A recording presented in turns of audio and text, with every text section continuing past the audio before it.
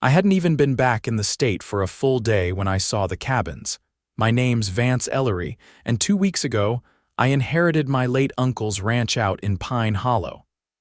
He passed peacefully, left the land to me in his will. It was a good chunk of property, quiet, surrounded by woods, no neighbors for miles. Or so I thought.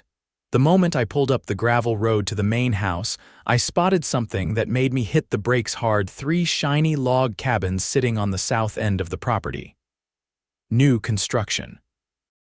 With little decorative signs that said things like Whitetail Retreat and Lakeside Nest. I got out of my truck, walked down the hill, and sure enough, each cabin had a keypad door lock, fresh mulch, and even laminated guest instructions posted inside the windows, like full-on vacation rentals. That's when I noticed the laminated sign nailed to a tree near the driveway. Welcome to Cedar Ridge HOA Cabins. Managed by Cedar Ridge HOA, Inc. I stood there for a full minute, just blinking like an idiot. I didn't even live in a neighborhood. I marched back up to the main house, unlocked the door, and found my uncle's old safe in the back office. Inside were the original land deeds. Every inch of the ranch, over 50 acres, was his. No co-owners, no easements, no leases, just him. And now me. That same afternoon, a white SUV pulled up outside. A middle-aged woman with a tight bun and too much perfume marched straight up to the porch like she owned the place. "You must be Vance," she said, not waiting for me to respond. "I'm Gayla Covington, president of the Cedar Ridge Homeowners Association. I need you to vacate this property immediately until we sort out your trespassing." I blinked. "Trespassing? This is my land," she snorted. "That's a bold claim, considering those cabins are HOA property." I held up the deed. "You mean these cabins, built on my land?" Her eyes narrowed, but she didn't flinch. "This land was deemed common recreational space by the HOA 3 years ago. Your uncle signed off on it." "No, he didn't," I said. "He was in hospice 3 years ago, and that man couldn't lift a pen by then." She waved a hand like I was boring her. "Well, the board voted. We had majority approval. The cabins are legally registered." "Registered with who?" I asked. She smiled like a snake. "The county zoning office, and before you ask, yes, we have permits." I didn't say another word. I just went back inside, grabbed my phone, and called the zoning office myself. A guy named Travis answered. I told him what I'd found. There was a long pause on the line. "Sir," Travis said, "according to our records, those cabins are built on Cedar Ridge HOA's land. That parcel doesn't match the one you just described." I told him to check again. I gave every detail from the deed down to the coordinates. He went quiet for a full 2 minutes. "Well, that's strange," he finally said. "Looks like someone submitted a boundary adjustment 3 years ago, but the signature on it isn't your uncle's. It's, hang on, Gayla Covington." I felt my stomach drop. She'd forged it, or someone had. Either way, the HOA had illegally redrawn property lines, built rentals on my late uncle's ranch, and had been profiting ever since. And they had no idea I was about to burn their little empire to the ground. HOA story, HOA stories, Homeowners Association stories. I wasn't about to let Gayla walk off my land like she hadn't just threatened me with eviction. As soon as she turned her back and started toward her car, I said loud enough for her to hear, "By the way, I just got off the phone with the zoning office." She froze mid-step. "They said your name's on a boundary adjustment request," I continued. "Dated 3 years ago, the signature on it doesn't match my uncle's records, or his handwriting." She pivoted slowly, her eyes unreadable now. "Then I suggest you take it up with the county, Mr. Ellory. Until then, we expect full cooperation as outlined in our community charter." "There is no charter," I said. "There's no HOA here." She didn't answer that. She just got in her SUV and drove off, gravel spitting under her tires. The next morning, I drove straight to the county clerk's office. I didn't call ahead. I wanted paper copies in my hands, not polite phone shrugs. The clerk, a soft-spoken guy named Marshall, pulled the land records at my request. It took him 20 minutes to find the boundary change filing. He handed me the form, an official-looking document with a printed legal description and a scrawled signature. "This is supposed to be my uncle's?" I asked. He nodded. "That's what was submitted." "I'm going to need a certified copy of this," I said. He printed it, stamped it, and slid it across the counter. I tucked it into a folder, then asked, "Who notarized it?" Marshall flipped through the document. Looks like it was notarized by a Denise Covington." I raised my eyebrows. "Any relation to Gayla?" He shrugged. "Couldn't say, but I can give you her notary registration." He did. I thanked him and headed straight to the sheriff's department. The deputy at the front desk took one look at the documents and called for his supervisor. Within minutes, I was sitting across from Detective Lynch, a grizzled man in his 50s with heavy eyelids and a slow drawl. "So you're saying someone forged your uncle's signature and used that to redraw the property lines?" he asked, flipping through the pages. "And built rental cabins that have been generating income ever since," I said. "On land that was never theirs." He leaned back. "You got proof your uncle didn't sign this?" My uncle had Parkinson's for the last 5 years of his life. By the date on that form, he couldn't even hold a fork. Lynch nodded slowly, then picked up the phone. "Let me run this past the DA's office. If that notary's related to the party who profited, we may be looking at fraud and conspiracy." While he made the call, I stepped outside and dialed my friend Erica. She worked as a real estate attorney in Denver and owed me a favor from years back when I helped her ex move out in the middle of the night. When I explained the situation, she didn't even hesitate. "Send me everything. I'll check the title insurance filings, see if there's a paper trail on those cabins. If they've been collecting rental fees, someone's reporting it to the IRS or laundering it." That night, I camped out in the ranch house's back office, scanning every letter, receipt, and utility bill my uncle had kept. I found a yellowing envelope postmarked 2 years ago with the Cedar Ridge HOA's name. Inside, a printed notice demanding he cease personal use of recreational structures and respect collective ownership. It was unsigned, no letterhead, no contact information beyond a P.O. box. Erica called at midnight. "You're going to love this," she said.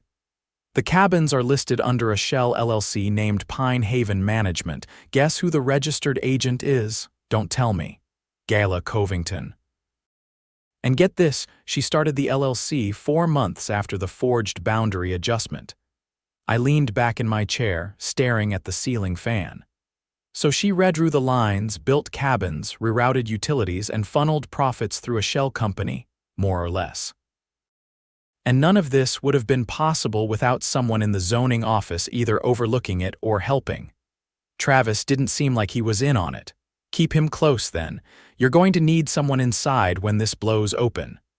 The next morning, I didn't wait for trouble to come knocking. I went to the cabins myself, first stop, the one labeled Whitetail Retreat. I knocked twice, then opened the door. It was empty, clean linens, fresh towels, a welcome basket on the counter with 2 bottles of wine and a printed check-in guide. Someone expected guests. I walked the perimeter, took photos of everything: the electric meters, the Wi-Fi routers labeled Cedar Ridge Guest, even the tiny fire pits in the back. Then I moved on to the next one. By the time I reached the 3rd cabin, a rusted golf cart came whining up the hill. A man in a neon green polo and wraparound sunglasses parked beside me. "You can't be here," he said, hopping out. "These are reserved." "For who?" I asked. He pulled out a clipboard. "Guests. This one's got a 2-night stay starting today." I crossed my arms. "Who are you?" "Property manager." "Name's Darren."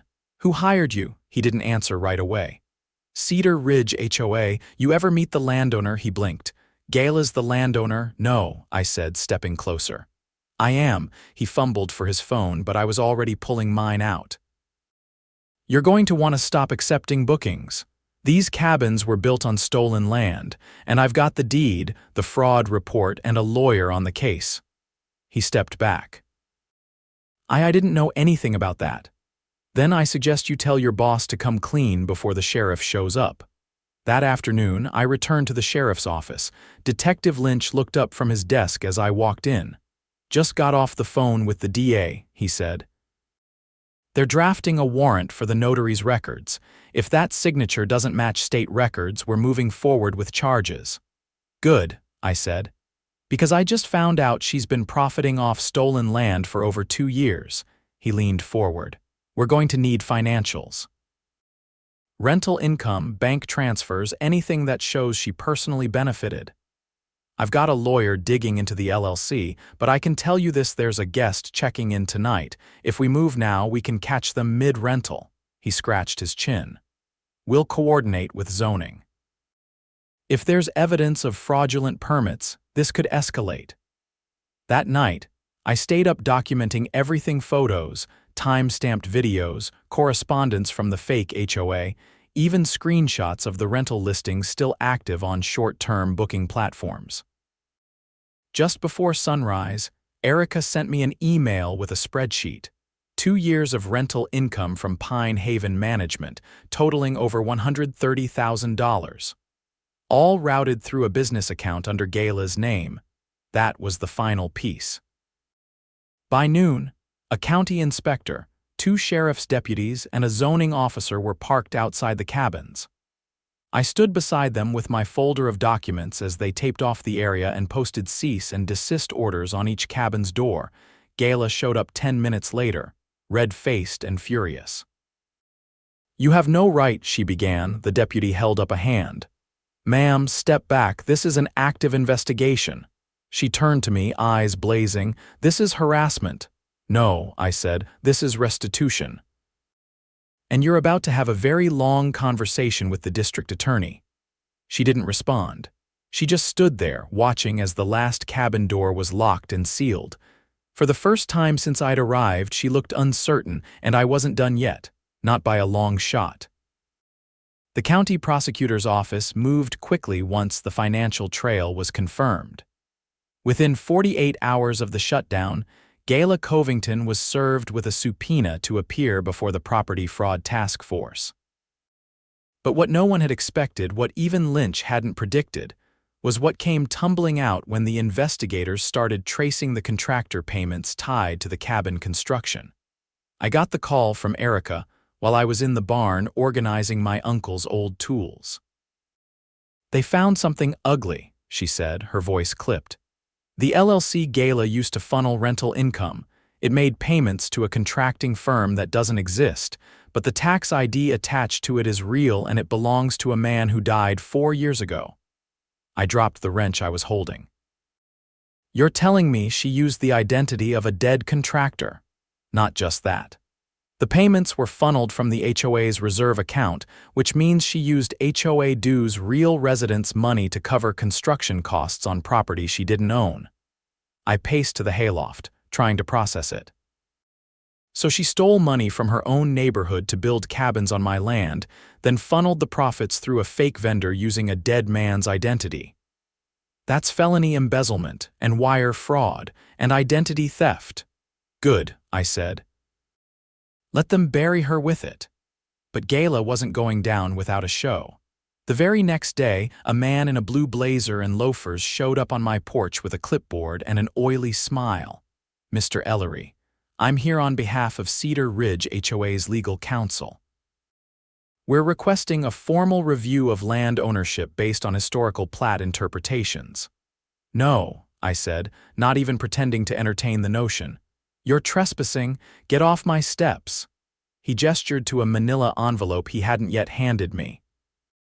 "There's a motion being filed to initiate a quiet title action to contest your ownership."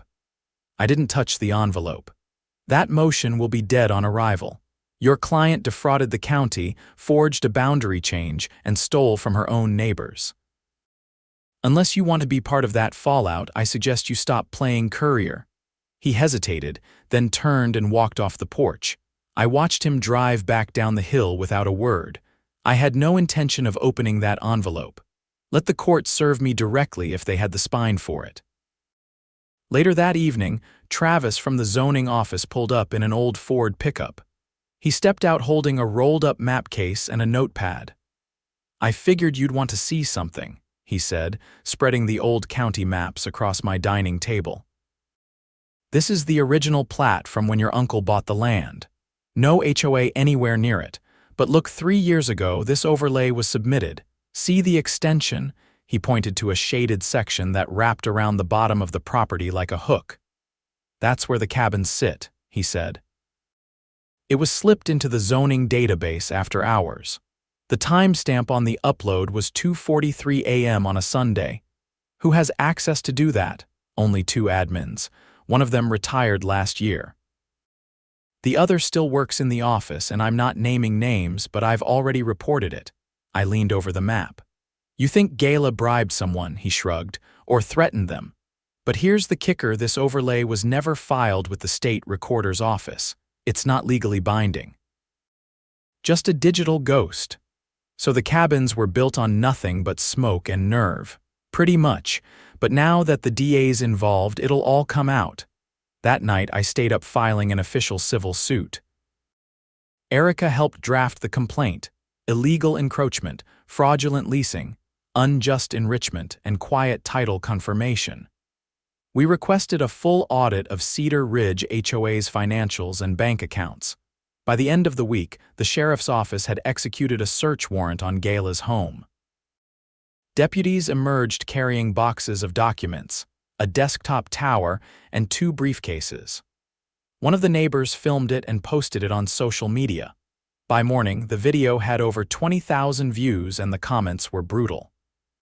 "She charged me a late fee for putting my bin out an hour early and she was embezzling. Unreal.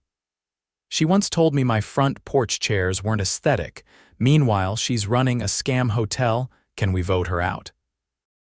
Or is she going to jail first?" At the same time, I started getting visits from Cedar Ridge homeowners. First came a couple in their 60s, the Kavanaughs. They brought a peach cobbler and an apology. "We had no idea what she was doing," Mrs. Kavanaugh said, wringing her hands. "She told us the cabins were part of a community investment plan. She used our dues to pay for it," her husband added. "She even raised them last year, said it was for landscaping." I asked if they had records of that. They did. They'd kept every HOA newsletter and billing statement. I scanned them all that night and sent them to Erica.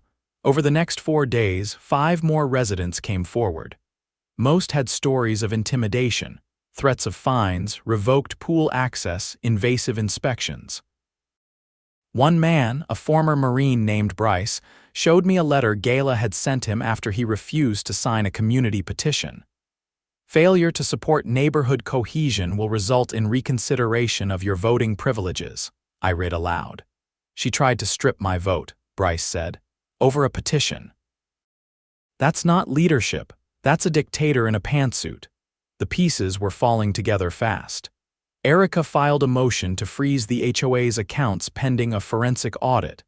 The judge approved it the next morning. That's when things got strange. My ranch's mailbox was smashed in with a baseball bat. Then the power to the main house cut out. Someone had flipped the exterior breaker in the middle of the night.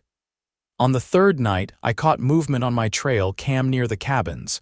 2 figures, hoodies, one carrying a gas can. I didn't wait. I called it in, grabbed my shotgun, and stood on the porch until the deputies arrived 10 minutes later. They took the footage and posted a patrol unit at the end of the driveway. The next day, Gala's attorney filed a motion to withdraw from her case. "She's not cooperating," Erica said, reading the filing. "He says she's withholding documents and refusing to attend prep meetings." That same afternoon, the county clerk emailed me. The notary license for Denise Covington, Gala's cousin, had been permanently revoked. Her signature on the boundary adjustment had been confirmed as fraudulent. With that, the DA escalated the case. Conspiracy to commit fraud, identity theft, misappropriation of public funds, and falsification of legal documents. Gala was arrested in front of the Cedar Ridge Community Center during their monthly meeting. The video was even better than the first. She tried to protest, claiming political bias, but the deputies didn't flinch. They cuffed her, read the charges, and led her into the cruiser in front of a silent crowd. As the tail lights disappeared, someone in the back of the gathering clapped once, then twice. Then the whole crowd joined in. I didn't attend the next HOA meeting, but a week later, a new letter arrived in the mail. It wasn't on Cedar Ridge letterhead. It was handwritten. Dear Mr. Ellory, we, the undersigned residents of Cedar Ridge, would like to formally apologize for the actions of our former HOA president. We had no knowledge of her misconduct and are now working with an interim committee to dismantle all illegal structures and return any misused funds. We understand if you choose not to forgive us, but please know many of us were just as much victims as you were. Sincerely, the residents of Cedar Ridge. There were over 30 names at the bottom.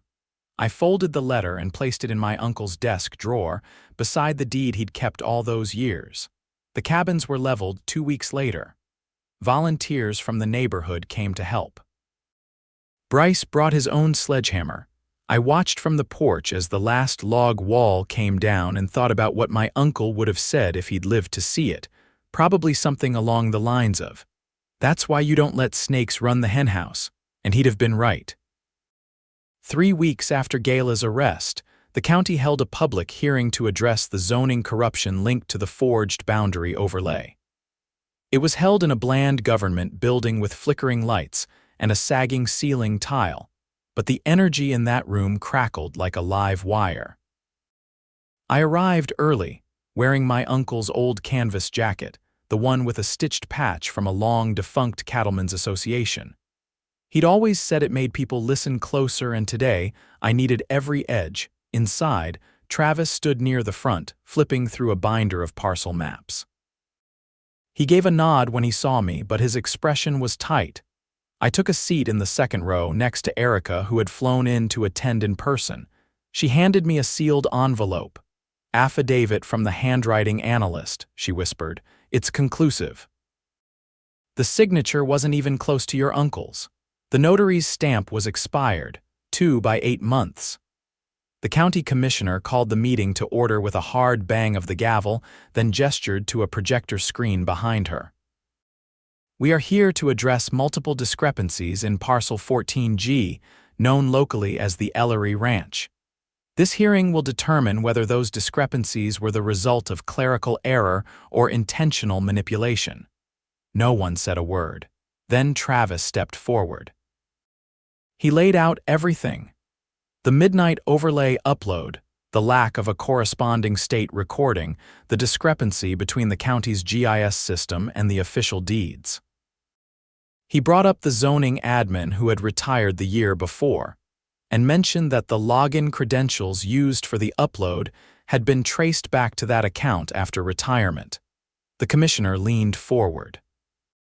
"Are you saying someone used a deactivated employee's credentials to falsify a property line?" Travis nodded once. "Without authorization. Internal audit confirms it." Erica passed me a small slip of paper. On it was a name, Hal Vickers, the former zoning tech. Then the commissioner turned to me. "Mr. Ellory, you have the floor." I stood and approached the podium. My voice didn't shake, but I could feel the heat rising in my chest. I inherited my uncle's land, thinking it was untouched. I found cabins I never approved on ground my family has owned for decades. They were built using forged documents, funded by an HOA that had no right to touch this property, and leased for profit through a shell company. The woman who orchestrated it has already been arrested, but the deeper issue, how it was allowed to happen, hasn't been addressed. I want answers. And I want that overlay wiped from every record it was ever added to. There was silence for a beat.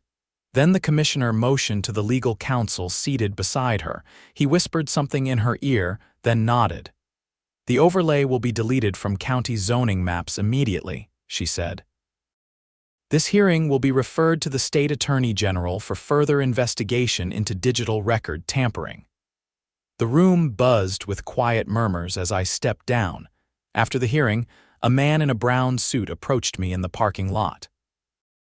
He introduced himself as a special investigator from the state's Office of Public Integrity. "We're looking into the possibility that Gala Covington didn't act alone." that she had help inside the zoning department. I handed him a flash drive Erica had assembled, containing every document, email, and time-stamped screenshot we had. He thanked me and left without another word. Later that week, the interim HOA board invited me to a closed-door meeting. I only agreed to go because Bryce would be there, and he'd personally assured me the tone had shifted. When I walked into the community center, every chair was occupied. Most of them looked like people who hadn't slept well in weeks. A woman named Lorna, now acting president, stood. She held a copy of the HOA's operating agreement, one I hadn't seen before. "This version was never distributed," she said. "Gayla kept it off the books, but it shows she had full signing power over reserve funds without requiring a vote." The clause was inserted 2 months after she became president. Erica raised an eyebrow. "Was it ratified by a majority of homeowners?" "No," Lorna admitted. "We think she used proxy votes, some of them from people who moved away or passed on." I crossed my arms. "So what now?" "We're dissolving the HOA," Lorna said. "There's a clause that allows for full disbandment with a 2/3 majority. We've already collected the votes." She passed me a notarized resolution, stamped and signed by 43 homeowners. The HOA was done, permanently. Outside, Bryce caught up with me as I was heading back to the truck. "There's one more thing you should know. A few of us pooled some cash to help with the legal bill. We know this whole mess landed on you like a freight train." I shook my head. "Keep it. Use it to fix your neighborhood. You've got a chance to start over." He held out a hand. "Appreciate that, and for what it's worth, Gayla never scared me, but you're the reason she's not walking around like she owns the place anymore." 2 days later, the cabins came down for good, not just boarded up, demolished. The county sent a crew with excavators and flatbeds. I didn't watch this time. I spent the morning in the north pasture, clearing out rusted fencing with the radio playing low and the sun finally warming the soil. Around mid-afternoon, Travis showed up again. He didn't get out of his truck, just rolled down the window. "Thought you'd want to know," he said. "They arrested Hal Vickers this morning. Turns out he was getting monthly checks from Pine Haven Management in exchange for consulting." "Let me guess." "No consulting ever happened. None on record. But the payments were real. They're estimating close to $40,000 over 2 years. He shifted in his seat. "States pressing charges. Racketeering, conspiracy, falsification of records," I nodded. "Thanks for letting me know." As he drove off, I let the silence settle, the kind of silence that had weight to it, not empty but earned. I walked the tree line, stopping at the southern ridge. The area where the cabins once stood was bare now, just churned dirt and a few tire tracks. I picked up a clump of soil and let it crumble through my fingers. Later that evening, Erica and I sat on the porch while the sun dipped beneath the pines. She poured 2 glasses of rye and handed me one. "You know," she said, "most people wouldn't have fought this. They'd have sold the land or walked away." "My uncle didn't raise me like most people," I said. "Neither did this land." We clinked glasses. In the following weeks, the ranch settled into its rhythm again. The calls stopped. The mailbox stayed upright. And for the first time since I arrived, the only thing moving through the woods at night was deer, not men with gas cans. The county eventually sent me a settlement offer, compensation for the unauthorized use of the land, and a formal letter of apology. I didn't frame it, but I kept it filed away. Proof that the system, however slow, sometimes still worked. The last thing I did before winter set in was replant the corner markers, real ones this time. Steel stakes, flagged and GPS logged. I didn't want to leave any doubt for whoever came after me. Because if there's one thing I learned from this mess, it's that land remembers. Fences rot, roads fade, but soil holds the truth, and now mine does too.